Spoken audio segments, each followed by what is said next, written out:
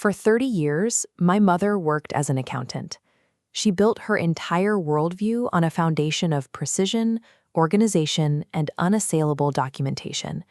She managed her personal finances exactly like her professional ledgers, methodically, legally sound, and with zero room for surprises. Her brother, Robert, operated by a different set of rules. He was highly charming, entirely untrustworthy, and possessed a distinct talent for appearing at weddings or funerals only to vanish the second any actual responsibility was required of him. When my mother received a terminal illness diagnosis, she understood exactly how her brother operated. She sat me down and gave me a single explicit warning: watch Robert. I agreed, but I didn't watch closely enough. Fortunately, my mother knew I wouldn't be able to. Her lifelong professional habit of maintaining perfect records became a built-in posthumous defense system.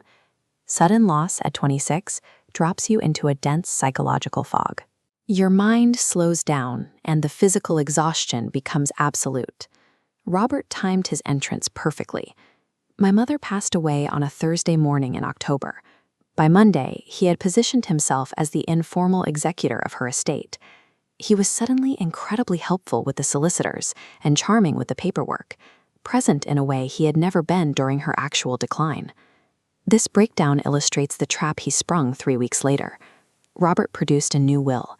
In this version, the estate was split. 60%, including the family house my mother explicitly promised me, went directly to him. I was left with the remaining 40%. I was entirely blindsided. Between the grief and the sheer lack of energy, I almost accepted the document at face value. Grief acts as a highly predictable, temporary window of psychological vulnerability. Predators like Robert calculate exactly when you are too tired to fight back, and they strike while the fog is at its thickest. But one detail pierced through the exhaustion. Robert's produced will was stamped with a date exactly 14 months prior to her death. That date fell right in the middle of her illness. My mother operated on a strict, self-imposed 2-year cycle for updating all her legal documents. Leaving her affairs unrevised after receiving a terminal diagnosis contradicted the rigid logic she had lived by her entire life. Honoring her final warning, I hired an independent solicitor. We spent the next 6 weeks quietly tearing Robert's document apart, line by line. Take a look at this witness signature. When my solicitor tracked down the woman named, she had absolutely no memory of signing the document. The forensics went deeper. The paper the will was printed on contained a severe typographical inconsistency. The specific font used in the document shouldn't have been commercially available on the date the will claimed to be signed. Robert had 3 weeks to manufacture a document that looked convincing. My mother had decades of records that proved it wasn't. Her meticulousness had created a standard of evidence that his forgery couldn't meet. While our investigation focused on the forgery's flaws, my mother had already established a secondary line of defense that Robert couldn't have seen coming. She hadn't used the family solicitor for her actual plans. For decades, she had maintained a secret, entirely separate solicitor to handle her true final wishes, an office Robert knew absolutely nothing about. When my solicitor contacted this hidden office, they produced my mother's true will, leaving the entire estate to me. By establishing this dual-track system, she anticipated his interference. Once presented, Robert's forged document no longer mattered. The legal reality had already shifted. Robert spent his time trying to seize control of a process my mother had already abandoned. She had ensured that no matter how he tried to move the pieces, he was playing on a board that didn't actually exist.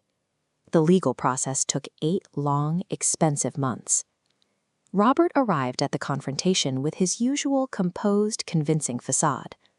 But the moment his legal team reviewed the font anomalies, the phantom witness, and the true will, that facade shattered instantly. The case never even made it to a full trial. Robert settled immediately out of court. He signed a formal document legally acknowledging the original will as valid, and he was forced to repay every single cent of my legal costs. As part of the settlement process, Robert was officially referred to the relevant authorities for a criminal investigation into the forged document. Undeniable, meticulously built paper trails win legal arguments, yes. But more importantly, They force immediate and total capitulation from bad actors who rely on ambiguity to survive. 8 months after her death, I safely moved into my mother's house. Robert faced his separate legal reckoning, and he no longer appears at family occasions. Nobody even asks where he is. My mother knew she couldn't physically protect me from the paralyzing exhaustion of grief, so she built a defense out of pure foresight. Her lifetime of rigid carefulness, the secret solicitor, the precise documentation, acted as a permanent shield, an unerasable barrier that successfully outlived her physical presence. Predators bank on temporary vulnerability, but systematic, undeniable preparation always outlasts and outsmarts them. In the end, she won from 30 years away.